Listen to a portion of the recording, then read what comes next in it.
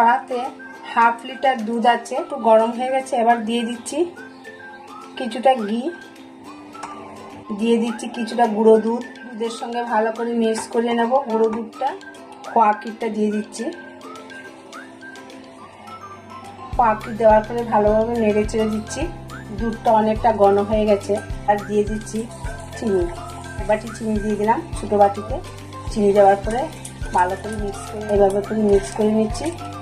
নিয়ে মাখো মাখো করে নেব।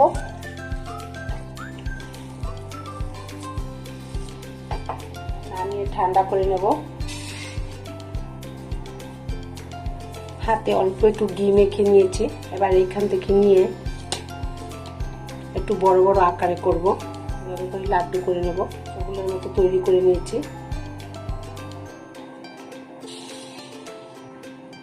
কাস্টার্ড পাউডার দিয়ে দিলাম।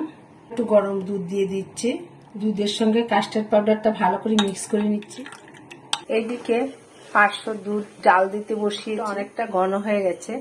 এবার অল্প অল্প কাস্টার্ড পাউডারটা দিয়ে যে ভিজিয়ে রেখেছিলাম দুধটা, সেটা আবার অল্প অল্প করে দিয়ে এভাবে করে নাড়াচাড়া করে দেব।